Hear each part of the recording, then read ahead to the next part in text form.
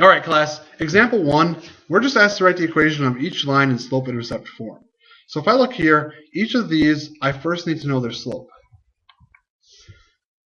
So if I look here, for each of these, the first thing I need to do is find their slope. So what I'm going to do behind me real quickly is I'm going to write line n and all of its points, line m and all of its points, and line p and all of its points. And we're going to find the slope of each. Then we're going to find the y-intercept.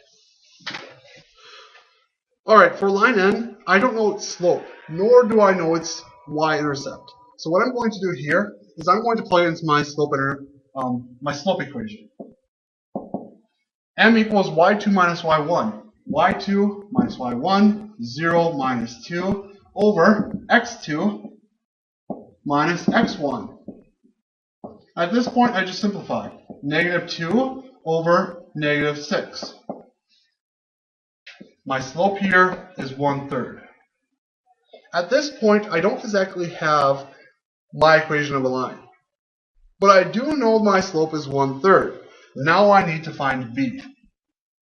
So I look here, I have m equals 1/3, I have 2 points. I know the equation I'm going to use is this. The only thing that I know for my final equation is m. So I'm going to plug in one of the 2 points. It honestly doesn't matter which. However, I'm going to plug in this one. So I'm going to use negative 3 comma 0, so 0 in for y, 1/3 in for m, negative 3 in for x, and plus b as plus b. Solve for b. 0 equals negative 1 plus b. And finally, b equals 1. Now I know what b is. So when I finally write this, I have m, I have b. So when I'm trying to write my final equation, I just write y equals m, which is 1/3, x plus b, which is 1. So my answer is this right here. And that's the first equation that we'll do. You can go ahead and try the second one on your own.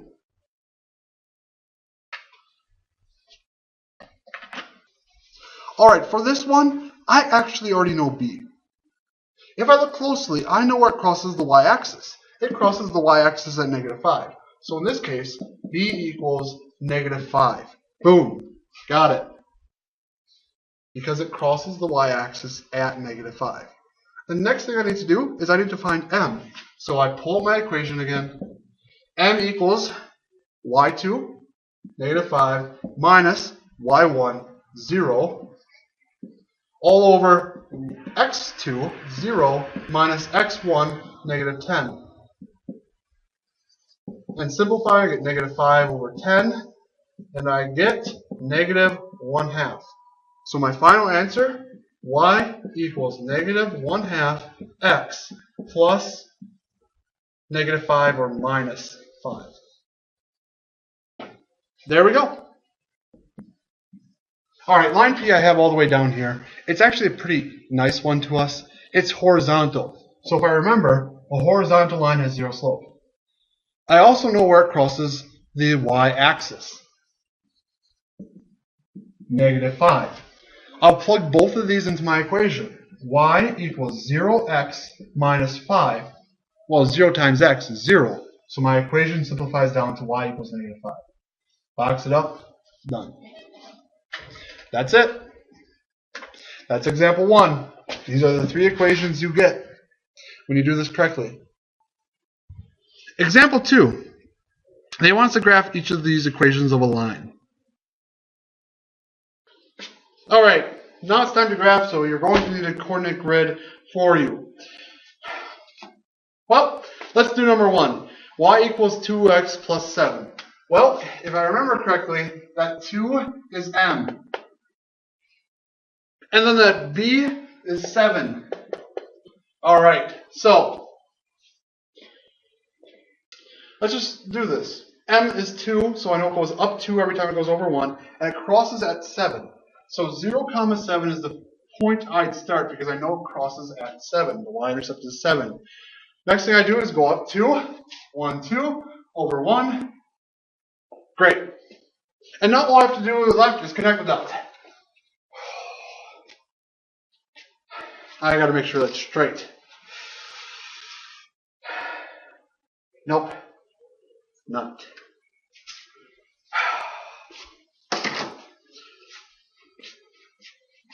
Yeah, that's a big mistake. It's not erasing.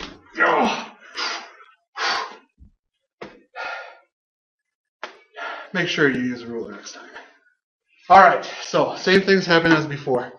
We start at 7, 0, 7. Slope is 2. So I can go up 2 over 1. My next point's there. And now I very carefully grab my straight edge. Whenever we draw a line or graph one, we always put the equation y equals 2x plus 7, and we always put 2 of the points or any points that we label on here. So that way it's clear to anyone looking what's happening. There I go. This problem's done. Number 1, check. For number 2, this is not standard, or this is not slope-intercept form, but I can find the y-intercept and the x-intercept. All I have to do is take that c, the number on the right side, 20, and divide it by the number in front of whichever variable I'm looking for. So for the y-intercept, 20 divided by 10. For the x-intercept, 20 divided by 20 divided by 5, sorry. So my y-intercept is 2, and my x-intercept is 4. Well, that tells me all I need to know. It crosses the axis at 0, 2, because that's where it crosses the y-axis, the y-intercept. It crosses at 4, 0, because that's where it crosses the x-axis. So I'm going to label these 2 points, 0, 2, 4, 0, and now all I have to do is draw that straight line. Again, we don't want to use the big mistake eraser, so we're going to have to make sure we're using the straight edge. Otherwise, you will be given the big eraser and said, do it again. And like every good line, it has its name on it, so 5x plus 10y equals 20, and this problem is done. 2, that's what it would look like, something like that. Number 3, I have y equals negative 3x. So I know the slope is negative 3, and that's all I know, right? Well, here's the tricky thing. That equation is in slope-intercept form. Y equals mx plus b. But the b doesn't look to be there because it's 0. So that means my y-intercept is right here at 0, 0. The next thing I know is the slope's negative 3, so that means every time I go down 3, 1, 2, 3, I go over 1 to the right. So that would be 1, negative 3 are my 2 points. And at this point, again, I make sure to pull that straight edge to make sure I'm doing it right, and I draw a straight line. And again, name it, y equals negative 3x. And that problem is done. So for each of these, what I've done so far is I've either found m and b, or I found both intercepts to graph it. Either way, you're going to need 2 points. If you find the slope in the y-intercept, it's just as simple as finding that intercept and then doing the rise over run idea. If you just want to find the 2 intercepts, putting it in standard form, feel free to do that right away. The last 2 equations are both special. Number 4, y equals 8. Well, what would that look like? A line that has y always being 8. So if I look here, that means this point would be valid. This point would be valid. This point would be valid. This one would be valid. This one here would be. This one here would be. Because they're all when y equals 8. It doesn't matter what x is. X could be 7. X could be 1,506. It doesn't matter, but y will be 8. So whenever I see y equals a number, and I'm told this is the equation of a line, when I see y equals 8, I know it's horizontal because y equals mx plus b. Well, that's y equals 0x plus 8. Since the slope is 0, it's horizontal. Number 4 is done. And last but not least, 5, x equals 1. Just like y equals 8, it's wherever x is 1. It doesn't matter what y is. Y could be 9 billion. It doesn't matter. X will be 1 because that's what the equation tells me. So at this point, I just draw the line connecting all the dots. And there I go. I have my equation of the line for number 5.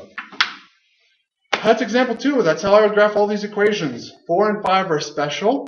Otherwise, you're going to be finding M and B and the intercepts to find 2 points.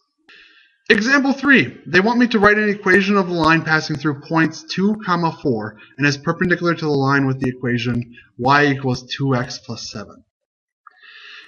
With this here, y equals 2x plus 7, I already know the slope. Let's do the work here. Alright, let's write down what I have. I have this point 2, 4, which is what I wanted to go through, and it has to be perpendicular to y equals 2x plus 7. So, what I have is this point, 2, 4, and I know I want it perpendicular to this line here. Well, this line here has a slope of 2. If I'm looking for the perpendicular slope, which is the slope I'm desiring here, what times 2 equals -1? So 2 times, I need a variable here, I'm just going to use a. 2 times a equals -1.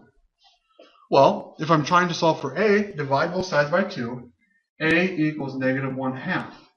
This is the slope I need for this line. That's the perpendicular slope to the line y equals 2x plus 7. So, over here, I now know my slope is -1/2, and I know a point. Do I know b? The answer is no. So that means I have to find b. So, y equals mx plus b. I know a point, so I'm going to temporarily plug 2 and 4 in. And I'm also going to plug m in. So, 4 is y. M is -1/2, and x is 2. I don't know b, so I'm going to put plus b, and now all I do is solve. 4 equals -1/2. Sorry. -1/2 times 2 is -1, plus b. Add 1 to both sides, I get 5. So I know b. I know m. And at this point, I just plug it into my equation. Y equals -1/2 x plus b, 5. This here is my answer. And there we go. We have just written another equation of a line given limited information. Remember, if it's parallel, it's the same slope. If it's perpendicular, it's negative reciprocal. I could have looked at 2 and said the negative reciprocal is -1/2. Alright, example 4. They now ask us to use this equation to determine what the slope and y-intercept of these lines are. So I look at the first equation. 5x minus 10y equals -20. Well, I could find the y-intercept by taking that -20 and dividing by -10. So 2. However, there's one way that you will always get this right. Put it into slope-intercept form. So the first thing I would do is I'd subtract 5x from both sides. So I get -10y equals -5x minus 20, as you can see right here. The next thing I would do is divide both sides by -10. So y equals 1/2 plus 2. The slope here is 1/2. The b-intercept, b, which is the y-intercept, is 2. So for this first problem here, slope is 1/2. Y-intercept is 2. M equals 1/2. B equals 2. Done. The next problem here, again, I can't just look at this and know right away where the slope and y-intercept are. However, if I solve it for y, I know m, I know b. So let's subtract 3x from both sides, and I right away see I have y equals -3x plus 6. It's solved for y. My slope is in front of the x, that -3 here. Right here. So m equals -3. And this b here is 6. The y-intercept is 6. It's as simple as looking at this and identifying it once it's in slope-intercept form, but you first need to put it into y equals to get it in slope-intercept form.